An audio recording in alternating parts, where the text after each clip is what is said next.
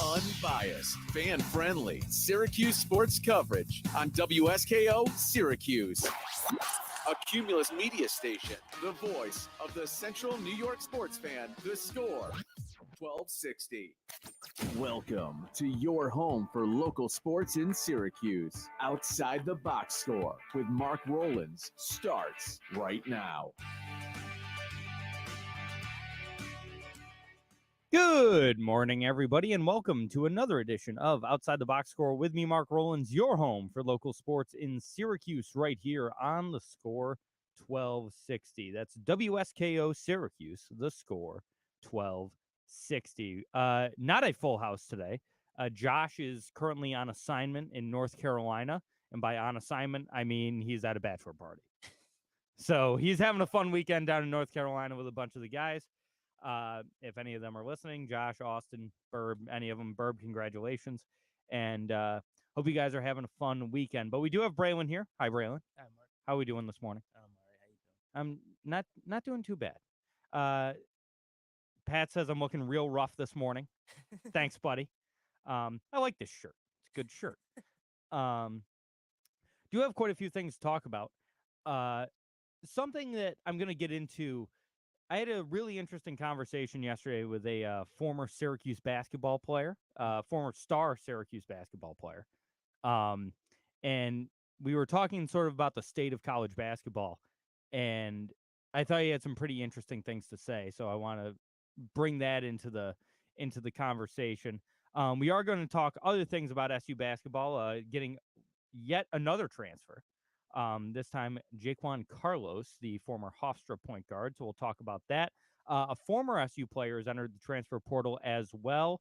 Some local high school news, some men's lacrosse, women's lacrosse, a lot of things to talk about. And of course, our phone lines welcome the entirety of the show. 315-671-1260. If you want to chime in, that's 315-671-1260. So we'll start with this.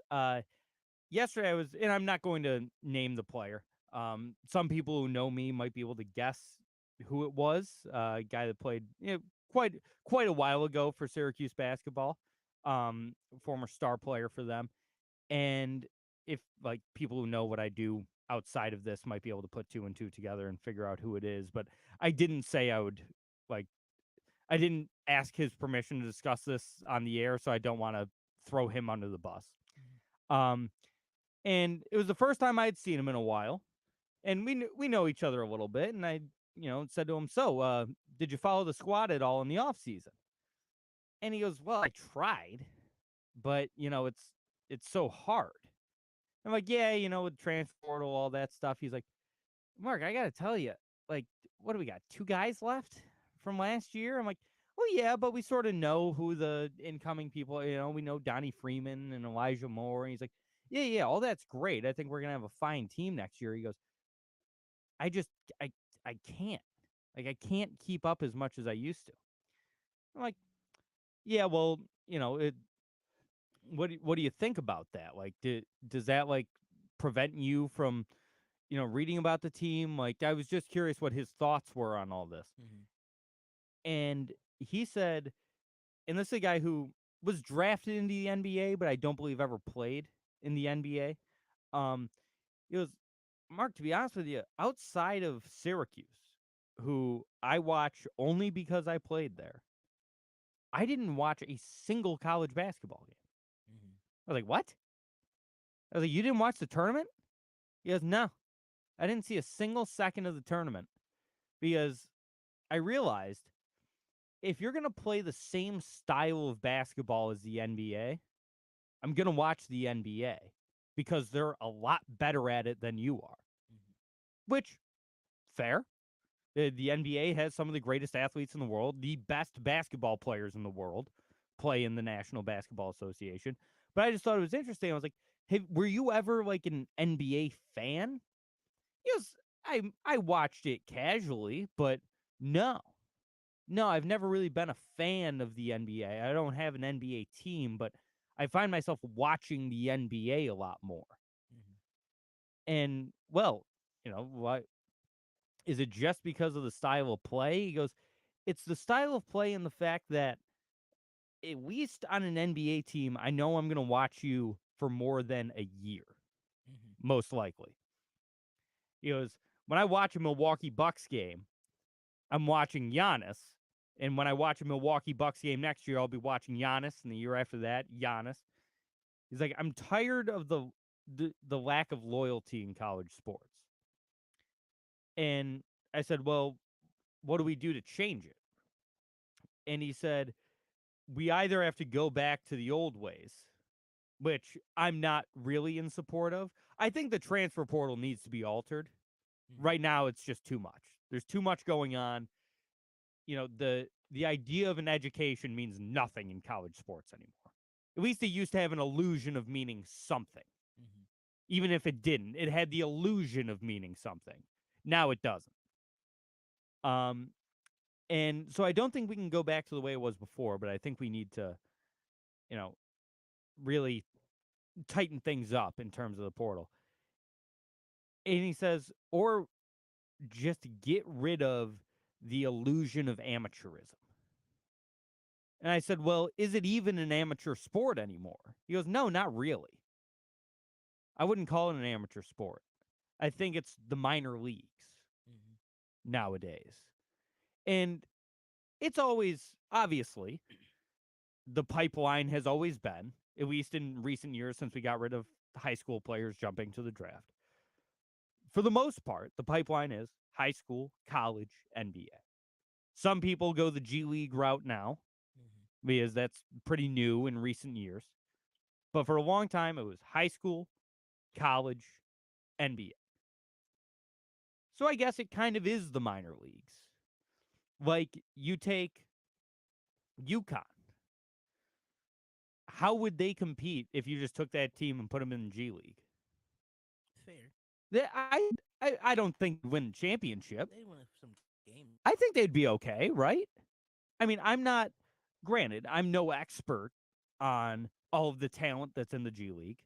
And I know there's a lot of players in the G League that are probably really good players that came from Europe and came from small schools and that I'm just not 100% familiar with. So I'm not claiming to be an expert on this, but I feel like if you took a team like UConn, a peak Kentucky team, any of these, yes, Jim says Buddy is in the G League.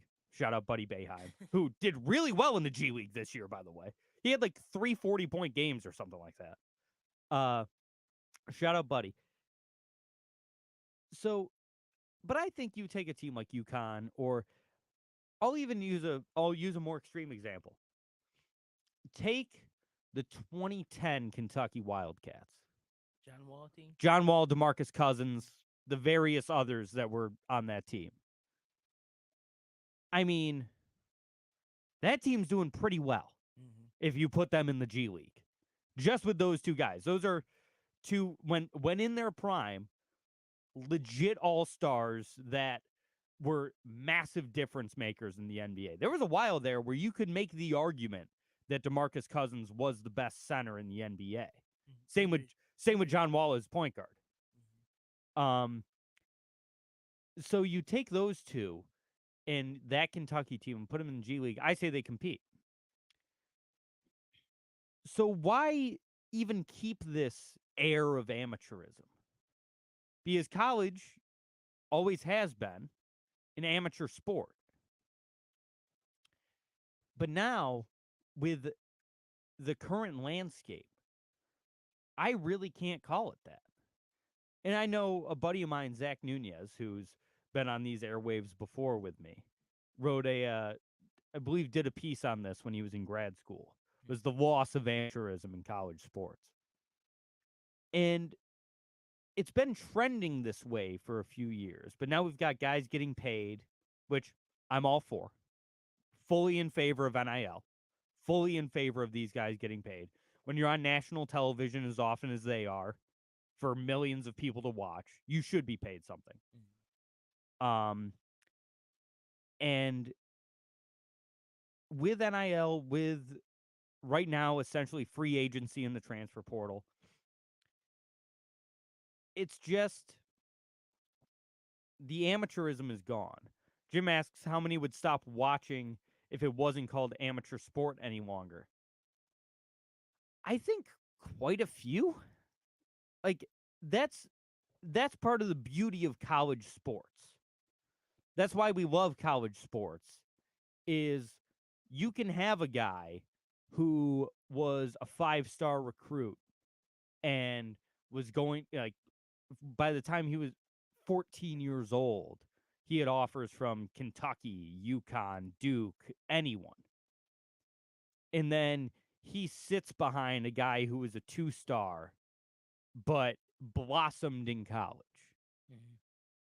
Like that's part of the beauty of college sports is they come in all, and this is any college sport. This is football, baseball, basketball, whatever. College athletes come in all shapes and sizes. And yeah, some of them don't go pro. Mm-hmm. And we see a lot of them that try to go pro and it doesn't work out. But there's something I kind of want to say beautiful, but just there's something I'll say romantic about a great college player, just someone that really rises above the rest. I think of just trying to think of like great college basketball players that sort of like a Jimmer Fredette. When Jimmer Fredette was at BYU, it was like, wow. You know, this guy from Glens Falls goes to the small Mormon school in Utah. And for 2 weeks, he's the biggest star in the world of sports, at least. There's something, Steph Curry is like, his dad was Del Curry. Everyone knew his dad. I mean, sort of like these guys that came from seemingly nothing. Like People around here knew who Jimmer Fredette was because he was from Glens Falls and he's breaking all these New York State records. And I know Steph Curry went Davidson, but when your father played in the NBA for a long time and was considered a great shooter, of course his kid's going to be a great shooter. But Steph Curry can fall into that category as well. like when they had St. Peter's a couple of years ago, and they had Doug Eater. Yeah. Which, yeah, I mean, for a while there we saw Jack Golke at Oakland this year. Mm-hmm. Everyone who was watching the tournament was talking about Jack Golke. This guy that no one knew anything about going into the tournament. Mm-hmm. The story of Oakland wasn't Jack Golke. It was, all right, the coach has been there 45 years or whatever, or 40 years. They make the tournament every once in a while, and they get this huge upset. But all of a sudden, people weren't, and I'm drawing a blank on the coach's name right now, and I wish I wasn't. People weren't talking about the coach. People weren't talking about the program. People were talking about Jack Golke. There's something romantic. There's something truly great about that we get in college sports. And it happens in the pros. We see Jeremy Lin go on an insane run for the New York Knicks. We see, I'm trying to think of an example in baseball. When Aristides Aquino got called up for the Cincinnati Reds and hit like 8 home runs in his first 6 games. Greg Campy is the coach. Thank you, Jim. Like, we see these runs, and they get everybody talking, but when they fade away, they seem to just fade away. Linsanity's the most lingering example I can think of. Mm-hmm. People still talk about Jimmer Fredette. People still talk about, like those, great example of the NC State going to the Final Four this year. Jimmy V's run at NC State when they went to the Final Four in, what was that, 84? Or won it in 84. And people still talk about that in college sports. In the pros, those teams those players sort of fade into the ether. But college is more lingering. It's just interesting to me that someone who spent 3 years starting at SU on the basketball team and was a really good player and has stayed around the team, is, still lives in Syracuse. He's just a local guy. ended up being like, nah, I'm just done with college basketball, man. It's just interesting. It's funny how, with all the changes, that they're starting to alienate the people that, made a lot of guys fall in love with these sports anyway. I mean, the guy I'm talking about, if I said his name, I'm sure every Syracuse basketball, and no, it wasn't Eric Devendorf. I haven't talked to Eric Devendorf in a while. Hope Devo's doing well. But this guy, like, it's, if I were to say, like, a lot of people would recognize it and be like, oh yeah, I remember him. I remember those teams. And he's done, man. He's done. It's interesting. Just a very interesting conversation I had with him yesterday. I should have asked him, and no, it wasn't Preston Shumpert either. They're just trying to guess who it was. No, it wasn't Preston Shumpert. It's just interesting that, although congratulations to, or this isn't official yet, but I saw, so Ryan Blackwell, non sequitur for a second. Ryan Blackwell just went to Siena to be an assistant under Jerry McNamara. He was the head coach at Liverpool men's basketball. Their JV coach is Preston Shumpert. Like, they had two of the top 20 players in Syracuse men's basketball history coaching their varsity and JV team. That's wild. Shumpert hasn't gotten the official varsity job, but he probably will. So yeah, how about that? Having a top 20 SU player as your JV basketball coach. That's pretty good. Yeah, and it wasn't Blackwell either. Just, I don't know. Just thought that would be an interesting way to start the show with the changing landscapes in college basketball and sports in general, and how it makes some of these older guys feel about what's going on. We got to take a timeout. We'll be back in just a minute here on the Score 1260. Phone lines open, 315-671-1260, 315-671-1260. Syracuse, get ready to witness something legendary at Sharky's Event Center. Rob Bass. You guys are guessing players way too young, by the way. He guessed Dajuan Coleman. Way too young. Dajuan Coleman gave me a COVID test once. Why? This was like early COVID, when you still had to like go to a place to get tested. They weren't selling the at-home tests yet. Yes, it was Jimmy Lee. They guessed it. They weren't selling the at-home test yet. So my mom and I go to get a COVID test at like the War Memorial. And Dajuan Coleman's there giving COVID tests because he's still around. Like, he still lives around here. And yeah, Jimmy Lee's the man, by the way. I didn't want to say his name on air because I didn't talk to him about it. Jimmy Lee, great guy. And we so I go to get this COVID test, and he's got to like put the Q-tip in the nose, all that stuff. And so I'm just looking up, and I'm not looking up just so he can put the Q-tip in my nose. He's a foot taller than me. So that's how I have to make eye contact, is me going like, oh, hey. He is such a large human being, dude. And he's like 6'9". He's 6'10". He's like almost 300. Yeah, I was going to say, he's put on like 30 pounds or so since his playing days, too. So he's like 6'10", 290. He's such a big dude. He's one of the... Then just randomly, like in the fall, I saw Naheem McLeod walking on campus.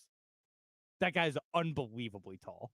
Did I ever tell you my Rakeem Christmas story? I feel like I did. But...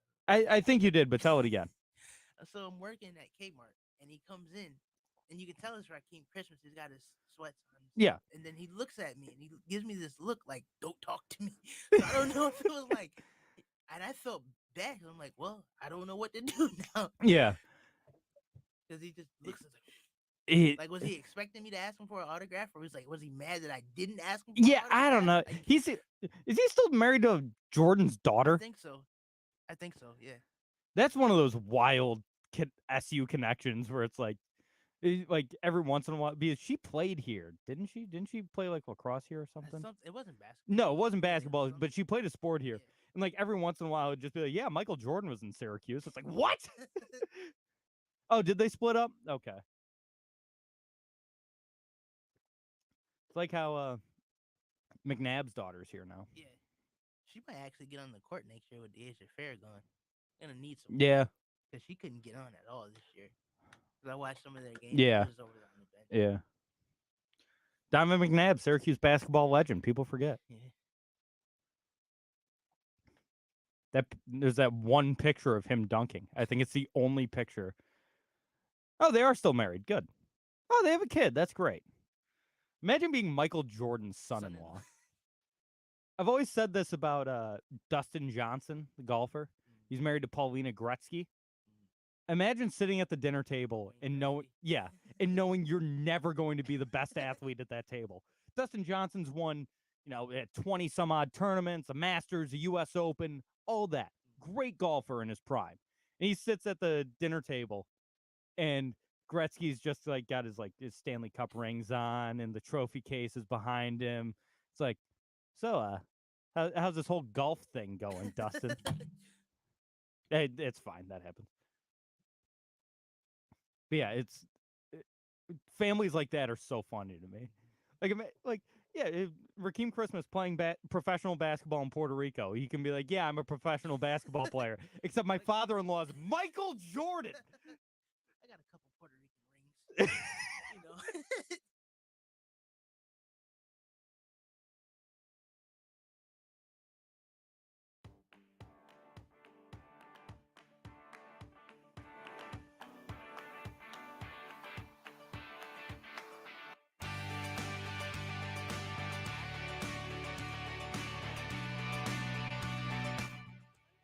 And we're back outside the box score with me, Mark Rowlands, your home for local sports in Syracuse, right here on the score 1260. We're just having a fun conversation in the break about athletes that are like in families together.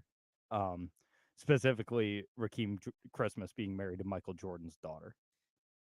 Just those conversations at the dinner table must be hilarious.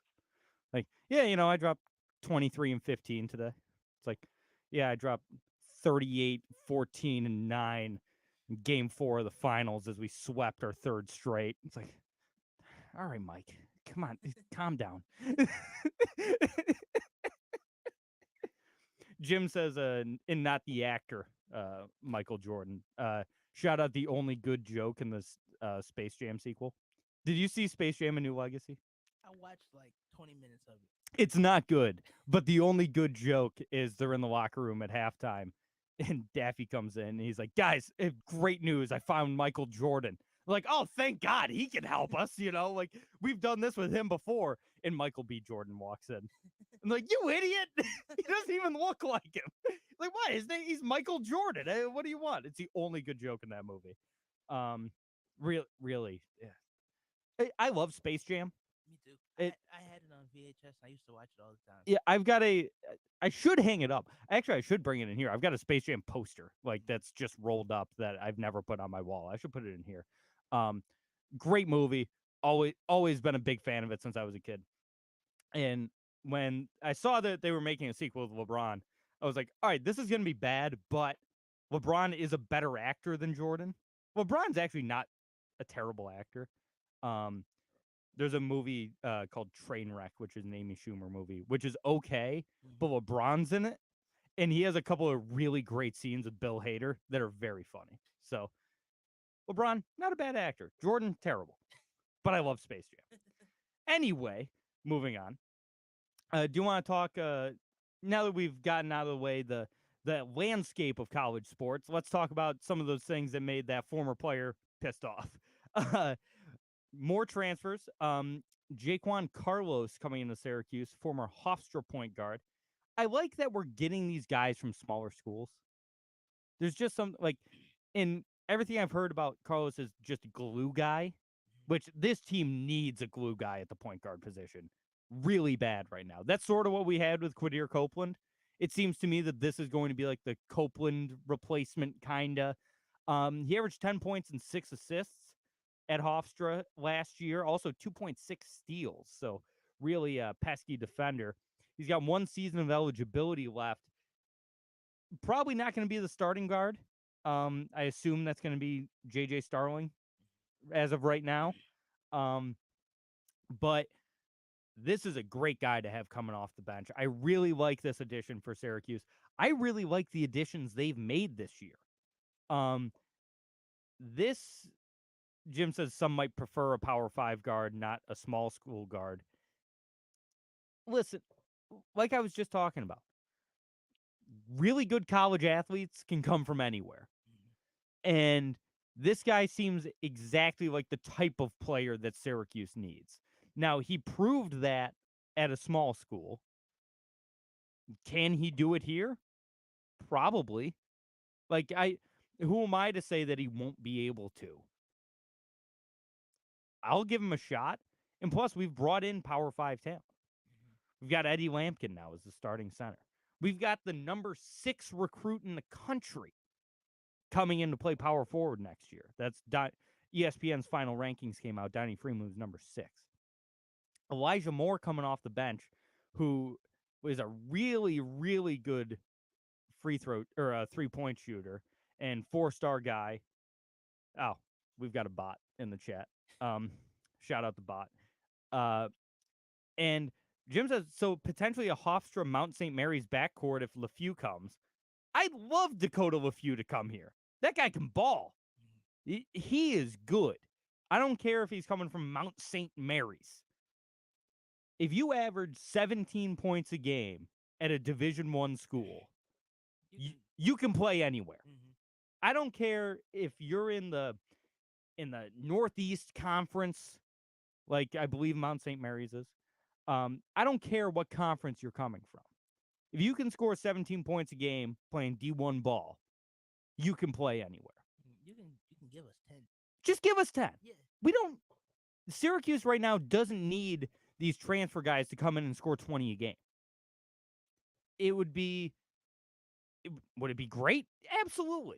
I'll take as many 20-point scorers as you want to give me. But we don't need him to be that. That's what JJ's there for. And granted, I'm not saying he's going to average 20 this year. But he showed some flashes last year that the jump shot got better. And he can go out there and score in bunches. That's what Bell is for. That's what Donnie Freeman is for. Chance Westry, who people still say could be the best player on this team if he's healthy. We haven't even seen him yet. We've got him coming in healthy next year. It's going to be a good team. I just think it's going to be a good team. And especially if they bring in a guy like LeFew. I would love for Dakota LeFew to come here. Give me as many versatile guards as you can. Guard play is what wins in college basketball. So much of college basketball is about guard play. And yeah, if you're a Purdue and you've got the massive guy down low in Edey, or UConn had Klingon, obviously that helps. Those teams also had really good guards. I look at a team like Miami. Miami always has like 6 guards that can all kill you. And they're in the tournament every year. It was a down year this year for Miami, but they dealt with a lot of injuries this year. Guard play is so important. And Syracuse's guard depth in recent years has been so poor. Just give me depth. That's all I want at this point is depth. I want a team that I feel confident going 8-9 deep with. When was the last time Syracuse had that? Oh, it's been some years. Yeah, I mean, a long time. Because even if we had those guys, Boeheim only won 7 deep. Even if we had 2 more guys that could have given us 15, 20 minutes a game, they didn't. So I just want depth. I'm tired of looking at a box score and seeing 6 names. It's like, oh, yeah, only Copeland came off the bench today. It's like, why? Why didn't we? I like Kyle Cuff. Why didn't Cuff come off the bench? Why didn't all these other guys? I'm tired of seeing it. Just give me depth. We also are going to need a little more depth at the center position. William Patterson is transferring, which I thought was weird. How did we let Malik Brown go to Duke? And How did we let that happen? we talked about it last week. It shameful. Duke, really? Even if you want, like, it's just annoying, man. It's just annoying because he's gonna play so well at Duke. Mhm. He's gonna fit in so well in their system, and we're just gonna be sitting there like, remember when we had him? That was fun. Like Quincy Guerrier was still playing this year, which I was like, what? Yeah, in year 9. Jim mentioned it earlier when we were talking about different college basketball players. You see, Hunter Dickinson is coming back for another year at Kansas. I tweeted out, I said, people forget he was the 6th man on the Fab Five when he was at Michigan. That guy's been playing for a decade at least. I can't believe he has more eligibility. When do these COVID years run out? I don't know. It's like, it's getting wild. You remember, and this was pre-COVID, so he only played there 4 years, I think. But do you remember Cassius Winston out of Michigan State? Mhm. I swear he backed up Magic Johnson. That guy played under Izzo for no less than 8 years, and this is pre-COVID. So I don't know what he was doing. Also, weird-looking guy. He had the headband on like too low. It was like too close to his eyes all the time. Strange looking individual. But I don't know, man. Just these guys play so long in college now. That's one of the other things is guys are transferring more, Mhm. but we've got so many guys that are in year 6. Yeah. This is something that the NBA is going to have to adjust to because the NBA hates drafting people over 20 years old. Mhm. You have to be 18 or 19. And the NBA is going to have to adjust back to, all right, it's fine if you're 21. Because 21 in the NBA is old now for some reason. Guy's been able to drink for 6 months. And He's too old to play in the he's NBA. too old to get drafted in the first round. It's like when Obi Toppin was coming out. Yeah. And it's like, well, he played 4 years. I'm like, yeah, he played 4 years at Dayton. It was really good for 4 years. Why is that a problem? The NFL draft has been ridiculous. We're going to talk about the NFL draft. Are you a draft guy? Yeah. I don't really care about the NFL draft until it's time to talk about it.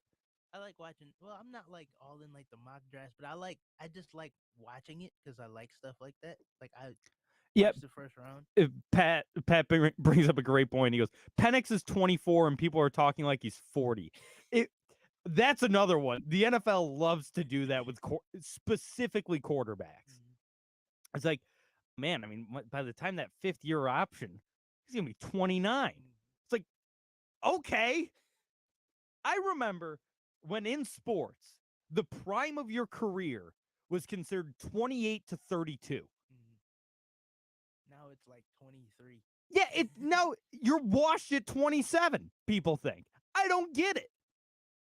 And I know I hate making comparisons to this guy because it's impossible. Tom Brady played until he was 44. Like, can we just... I hate this. There was a weird... I don't want to call it discrimination, but it kind of... There's like a weird sense of ageism in drafting. Mhm. That's like, once a guy can drink, he's too old. People always talk about the young, like, draft eligible guys. It's like, yeah, well, he's got to jump up at least 10 picks. He's only 19. Mhm. Like, why does that make him I guess it's better? because it's like he's young. We can get him now. So by the time he is 22, 23, he's been playing in our system for 4 years. So it's like, I guess that's what the... I guess, but then all of a sudden, he's commanding more money Mhm. because he's only 24 when he hits free agency.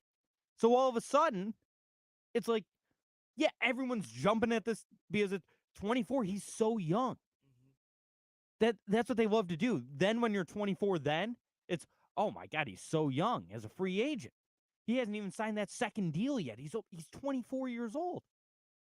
Like, Yeah, I mean, that's I guess, but why do you hate the 24-year-old that just threw for 4,000 yards in college? It's dumb, man. Dumb. And Jim says the NBA loves potential. That's very true.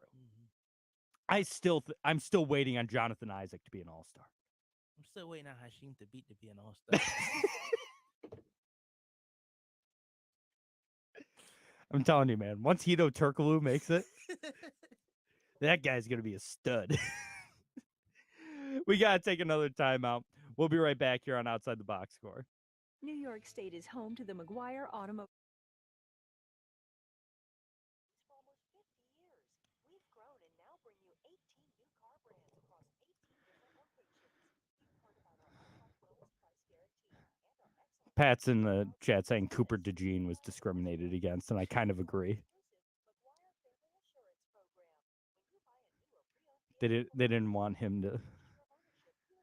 They're already saying, they're like, yeah, he's gonna be a great safety. Let him play corner.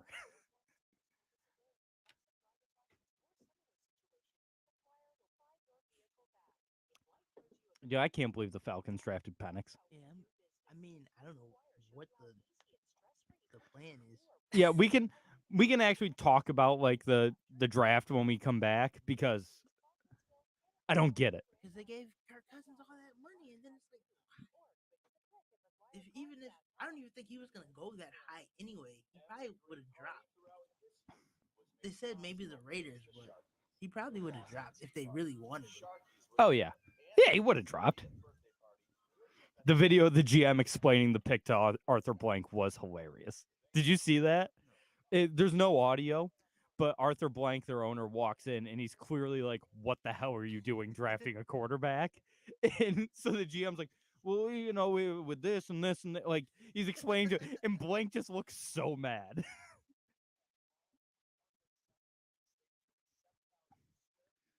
I just love making fun of like owners and stuff. Like when I was watching the first round, I watched the Eagles pick with my dad, and we were just, and I love Howie Roseman, like great GM, and Jeffrey Lurie's done a great job as the owner of the Eagles, but we were just making fun of how Jeffrey Lurie looks like he has no idea what's going on. He's just in this old guy in a room going like, "Who are these people? I know Howie. Who the hell are the rest of you? Do you all work for me? Why are we here? Is this a birthday party?" This is not a owner, but who used to get me all the time? Sam Bradford. His eyes would just be like, he's the most clueless looking man in existence. Sam Bradford didn't know what sport he played, dude. The whole game, his eyes would just be like, old bug-eye Bradford.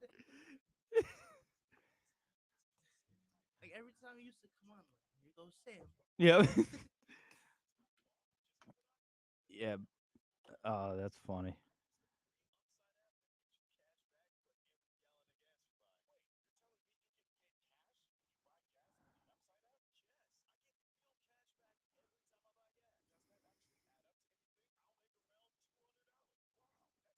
I gotta get better at managing these breaks, man. $.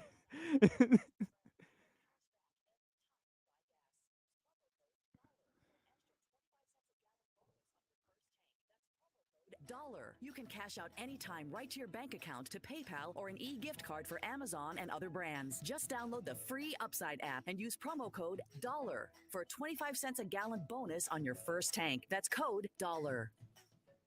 For the best local beer in Central New York, the only place you need to look is Myers Creek Brewing Company, with 16 different beers on tap at both the Inner Harbor in Syracuse and the Palace that is the Cazenovia location. Myers Creek has something for everyone.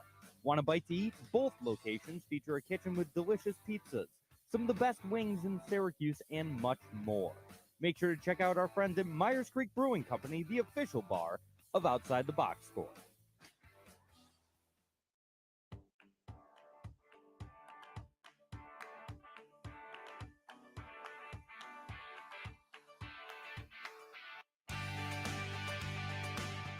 And we're back outside the box score with me, Mark Rowlands, your home for local sports in Syracuse, right here on the Score 1260. I do want to talk a bit about the NFL draft just what's actually happened, not us just laughing about how old players are.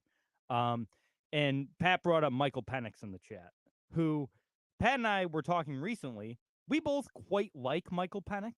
I watch most Oregon football games. I watched a lot of Michael Penix this year because we play Washington all the time. And I quite like him. I think he's got a pretty good chance to be a solid NFL quarterback. What the hell are the Atlanta Falcons doing? This team is the worst drafting team. I mean, I understand. You want to build this dynamite offense. That's what they're trying to do with the recent draft picks. Drake London, Bijan Robinson, Kyle Pitts, now Michael Penix. In a vacuum, oh, that's great. Those are 4 really talented, really good players, all taken in the first round. You took a tight end in the top 10, which is never a good idea. It very rarely works out. You look at guys like George Kittle was a 3rd-round pick, I think. Travis Kelce was a 3rd-round pick, I think. Like, you never draft a tight end that high. You took a running back in the 1st round, which anyone who listens to me knows I absolutely hate. Drake London, we'll see. And you just took a quarterback. Mere months after signing Kirk Cousins to this like $180 million deal. And they're saying, the quote was, well, yeah, it's great if he sits 4 or 5 years. He'll be 30. But with Penix, he'll be 38. No, 4 or 5 years? You want to draft a guy for him to be your backup until his first contract is over? The whole point of drafting a quarterback is you get him while he's cheap. Young and cheap. Well, yeah, it's great if he's cheap, but you're paying another guy $40 million a year. So what's the point? I swear, that organization is a dumpster fire. It's an absolute the Falcons as an organization have never come back from that Super Bowl loss. No. That Super Bowl loss broke the Atlanta Falcons. And they were an okay organization prior to that. But they weren't one of the greats, not since, primetime was there, essentially.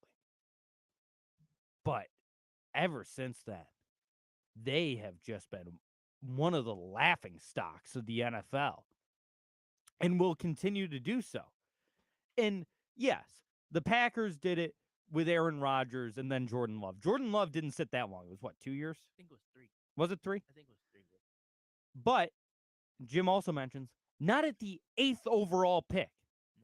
This is a top 10 pick. Both those guys were taken in the 20s, towards the end of the first round. You can afford to do it then.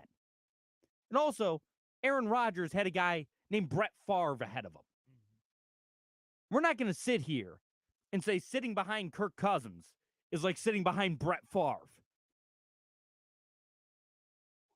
That's not the same conversation. And yes, the Chiefs did it 1 year with Mahomes. I've said on this very program, I said it last week, I'm in favor of drafting a quarterback and sitting him for a year. I'm in favor of that. And it worked with Lamar Jackson. It worked with, Aaron Rodgers, Tom Brady, Patrick Mahomes. It works more often than it doesn't. That you draft a guy and sit him just to let him hold that clipboard for a year, really learn the system, and then bring him in after. It's Kirk Cousins, and you just signed him. That's the big problem, is he wasn't already there. No. Kirk Cousins has never played a snap of football for the Atlanta Falcons, and you just drafted a quarterback. It's wild. Absolutely wild. Also, the Bills traded out of the first round. They traded a pick to the Panthers. They traded a pick to the Chiefs. Yeah. Which the Chiefs got a receiver Yeah, Xavier Worthy. which they needed. So I don't. I guess they just like Coleman better. Yeah, very strange. Very strange sequence of events for the Buffalo Bills on night 1 of the draft. So, and yeah, the Bills got their guy. So it works out. It's just, I never would have expected the Bills to trade a pick to the Chiefs so the Chiefs could draft the receiver they wanted. That just doesn't seem like a thing that would that, in my mind, seems like it would happen. Because you've been trying him for what 4 years now, 5 years. Yes. Yeah, like, and Pat says Worthy stinks. I don't know about that. I don't know if he stinks. I quite like Xavier Worthy. I also really like the fact that he ran the fastest 40 time in the history of the combine. 4.21's nothing to scoff at. He's a stick, so is Devontae Smith. I'm not saying he's the same as Devontae Smith. Devontae Smith won a Heisman. So I'm not saying that he's going to be Devontae Smith, but we'll see. How many times do those fast 40 time guys work out? I feel like they're like not like the super duper fast ones. Because like I remember John Ross, Yeah. Darius Hayward Bay kind of Mm-hmm. didn't work out, but Yeah. Well, Henry Ruggs would have worked out, yeah, but he would have. things that did not work out in his favor off the field. But he was looking like he could have been that guy. Tyreek Hill. I don't know what his 40 time was at the combine, but it wasn't slow, I'll tell you that much. So Tyreek Hill has worked out. We see it. And I'm not going to sit here and say I think Xavier Worthy is going to be Jerry Rice, but you throw a guy like that in a Patrick Mahomes offense. As long as he can catch, he'll be all right. Yeah, as long as he has okay hands, I think it'll probably work out okay. Just might. Patrick Mahomes tends to make a lot of players around him better. Remember when they won the Super Bowl, despite the fact they had 0 receivers? Yeah. Remember that? I feel like it wasn't that long ago. Yeah. Wait, yeah, there's a reason they were picking 32nd in the draft. Just that scares me a little bit. There's a 4.29 at the combine for Tyreek Hill. So if you're sub 4.3, sub 4.4, really, you're fast. But I saw one who was like, I forget who it was talking about, but they said, yeah, his 4.40 40 at the combine might be an issue, and I was like, what? They're saying that's slow now? I don't remember. Could Mark run a 4.29 25? Not anymore. Not at this point in my life. Probably not. But yeah, so just a little NFL draft talk. Do have to take another timeout. We'll be right back here on Outside the Box Score with me, Mark Rowlands. Beautiful Orchard Valley Golf Club in Lafayette, New York is looking to hire a restaurant manager.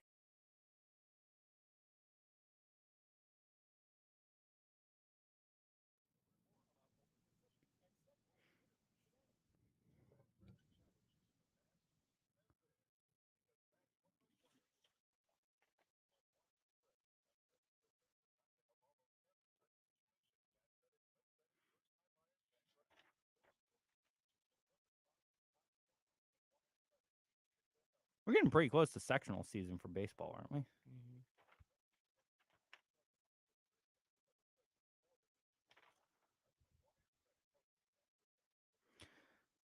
Real riveting break talk, big guy. Hey, listen, they can't all be winners.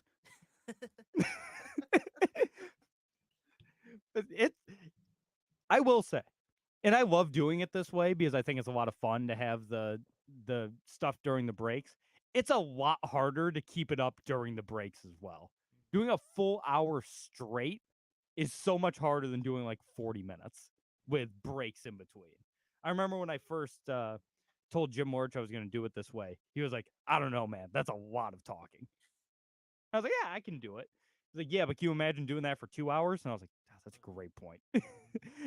Sometimes I'd just be sitting here like, oh.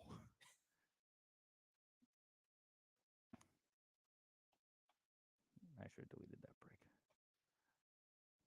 Oh, yeah, we've got to. I don't know if you noticed, I did this at the start of the show. we've been getting yelled at for the lack of legal IDs that we like say on the air. So now at the top of every hour, we have to have someone say WSKO Syracuse because apparently the FCC fine, which I don't know what the fine is, and we haven't been fined, but we've been warned, and the fine is per incident. So let's say we go 5 hours of not having a legal ID. That's 5 separate fines from the FCC. So our head engineer was like, "Yeah, make sure you get those in." I'll probably do one again when we come back from break. Progressive.com and go with paperless mail instead. Progressive Casualty Insurance Company affiliates and other insurers not available in all states. If you're a fan of local craft beer, the only place you need to go is Myers Creek Brewing Company with 16 brews on tap at both the Cazenovia and Inner Harbor locations. Myers Creek has the best selection of locally brewed libations in all of central New York. Want a nice hazy IPA? The Velvet Fog is a must try. More of a traditional Pilsner, how about the Floatin' on By? And for you sour drinkers, the It Takes Blue to Mango. So crack open a cold one with the official beer of Outside the Box Score, Myers Creek.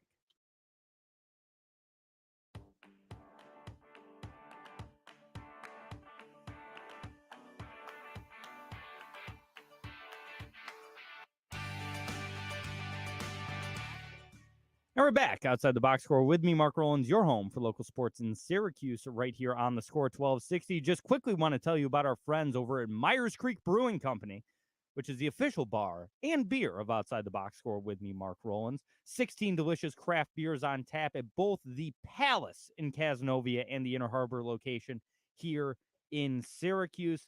If you want to stop, grab a beer, watch a game, there isn't a better spot to do it than Myers Creek, especially like today. It's gonna be like 65 degrees out. Doesn't seem like it's gonna rain today.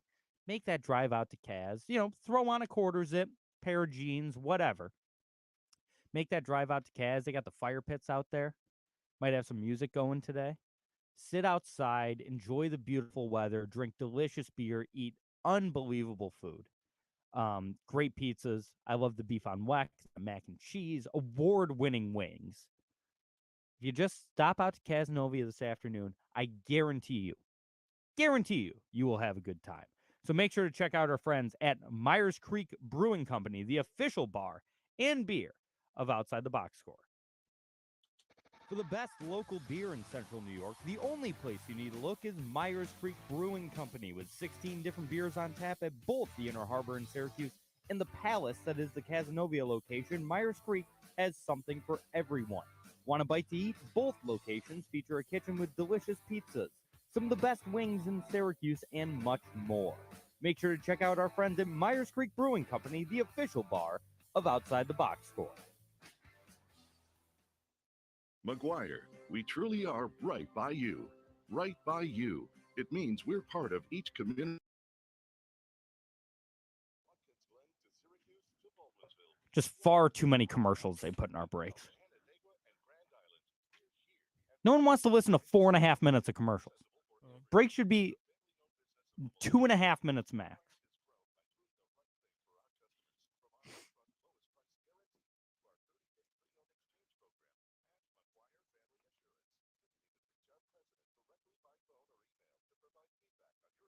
There we go. Oh, is it going to rain later? That's a shame. Do you? I'll be here. Unless somebody wants me to carry some dirt out. I'm here all afternoon. Baseball? Yeah. Double 1 o'clock header? game. I should mention that when we come back. Double header or just one? No, just one game.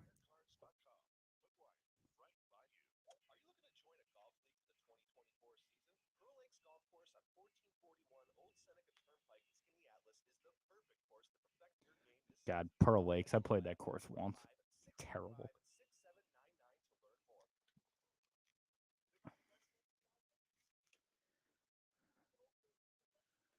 Oh, I should also mention the fact that I'm calling the Syracuse Mets game next Sunday. I'm going out to Rochester. Talk about that when we come back.